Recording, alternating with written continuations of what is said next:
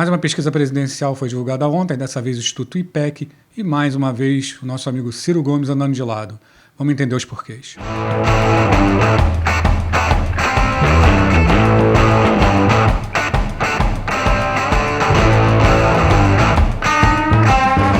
A pesquisa IPEC de ontem mostrou um cenário muito parecido com o que as outras pesquisas vêm mostrando, o Lula ampliando a vantagem ali para Bolsonaro, apontando até uma possibilidade de vitória no primeiro turno, coisa que eu acho bastante remota, ainda vão aparecer outros players, novos nomes vão se consolidar e vai acabar roubando um pouco de votos ali do Lula e essa eleição vai ser decidida no segundo turno, tudo indica.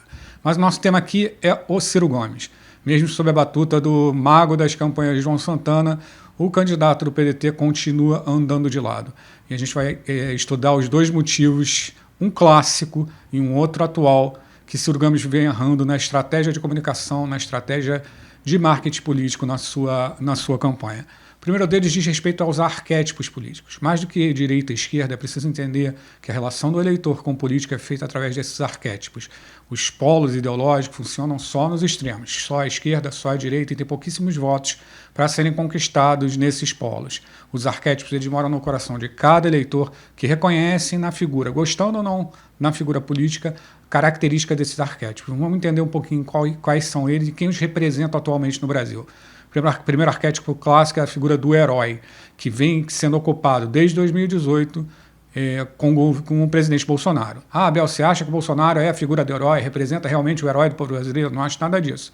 Mas é incontestável que o Bolsonaro ganhou a eleição e vem governando e vem comunicando com o seu nicho de eleitorado através desse arquétipo de herói, um herói que veio combater o lulopetismo, o comunismo, enfim, todos os inimigos reais e imaginários que eles vêm estabelecendo, vem perdendo popularidade, mas ele encampa essa figura do herói. Importante a gente ressaltar que, em uma eleição presidencial, não há lugar no coração do eleitor para dois candidatos sob o mesmo arquétipo. Ele vai escolher um e vai projetar as suas ambições, todos os seus desejos e anseios em cima desse arquétipo. Então, o campo do herói está ocupado pelo Bolsonaro.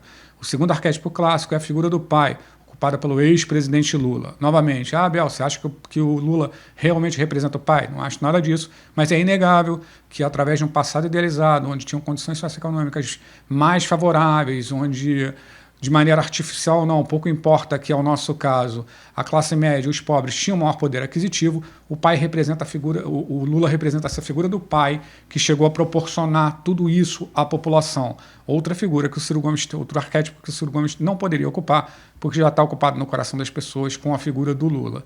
O terceiro arquétipo é o líder charme, é uma figura normalmente jovem, bonita, muito articulada, que trafega ali entre a superioridade e o lugar comum, mas que requer qualidades físicas ou características físicas que o Ciro já não possui. O Ciro já é um pouco mais velho, não tem mais como ocupar esse arquétipo do líder charme.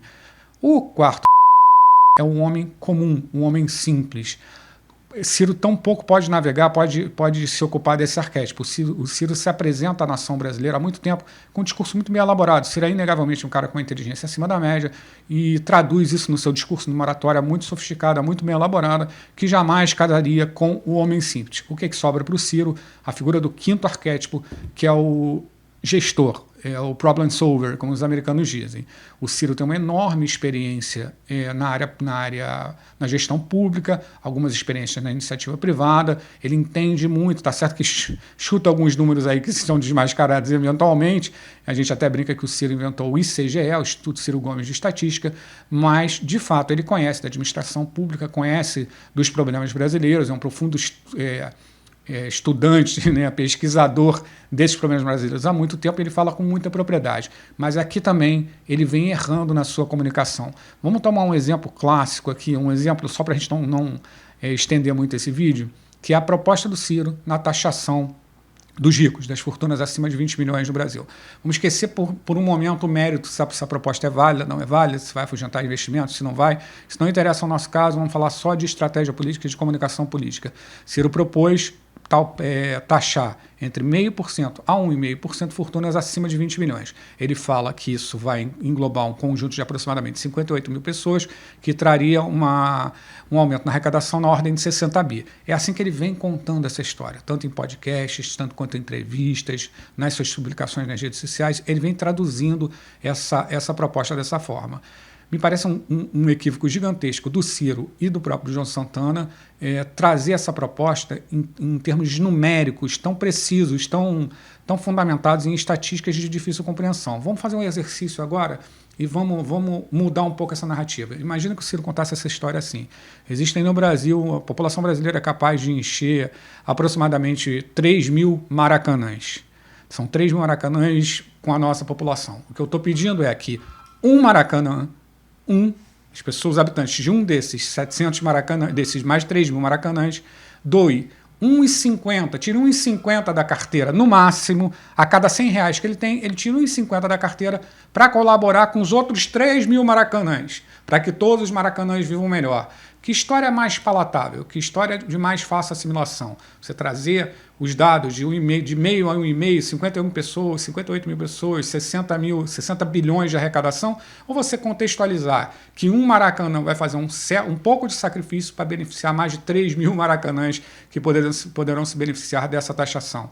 É óbvio que as pessoas não guardam números, elas não guardam fatos, elas guardam histórias e sentimentos que essas histórias são transmitidas. Então, o Ciro, mesmo na figura do gestor, mesmo que ele entenda que ele tem que adotar o arquétipo do gestor, coisa essa que ele não entendeu, ele vem fazer uma comunicação muito difusa, passeando uma hora pelo herói antibolsonarista, uma hora pelo pai que quer tomar o lugar do Lula, uma hora pelo líder charme, caiu no ridículo de tentar aquele personagem de Ciro Games, uma forma patética de tentar dialogar com os jovens. E eu digo patética não do próprio Ciro, eu digo patética pela falta de compreensão, do entendimento de utilização dessas novas plataformas. E aí vamos entrar no segundo grande problema do Ciro. João Santana é um grande entendedor de campanha política. É inegável o vasto conhecimento, ninguém ganha tantas eleições não entendendo o que está fazendo como João Santana ganhou.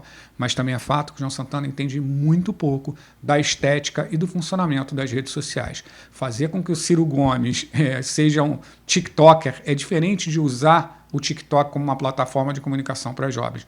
Essa iniciativa ficou forçada. Esse tal de Ciro Games foi uma das piores ideias de marketing de comunicação política que eu vi na minha vida e acabou levando uma figura com um vasto conhecimento, com uma vasta trajetória política, a um posicionamento que beirou o ridículo, beirou o patético e ninguém se convenceu que o Ciro era um gamer, que o Ciro jogava videogame ali e estava conversando de igual para igual com essas pessoas. Foi uma burrada que não tem tamanho.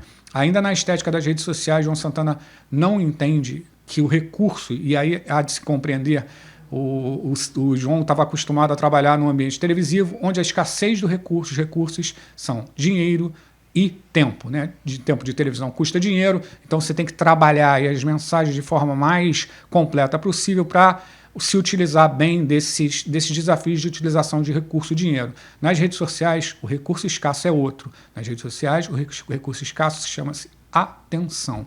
Então, é importante que a comunicação do Ciro, que a estratégia do Ciro entenda que ele está disputando espaço com familiares, com amigos, com memes, e entenda que ele está buscando ali, dentro desse tsunami de informações, desse tsunami de postagens que todos nós somos impactados diariamente, que ele está buscando a atenção das pessoas. E aí vou pegar um exemplo rápido também. Se vocês não viram, eu sugiro que vocês vejam. O Ciro fez um vídeo que foi elogiado por algumas pessoas que trabalham de uma maneira um pouco mais formal, um pouco mais na linha de João Santana, mas que se você enxergar de uma maneira um pouco mais observadora e se atentando para esses detalhes que eu falei anteriormente, você vai ver que foi um desastre, que ele está com a Constituição em uma das mãos, com a Bíblia em outra. Ele faz um vídeo de 5 minutos, onde ele tenta abordar 50 temas ao mesmo tempo. Se você termina aquele vídeo sem entender muito bem o que ele quis falar, ele começou falando que a Bíblia não precisa brigar com a Constituição, mas ele vai abordando outros temas no meio, ou seja, uma confusão ali na proposta, na apresentação do vídeo, que mostra muito bem esse conflito e o não entendimento dos recursos escassos nas redes sociais no ambiente digital.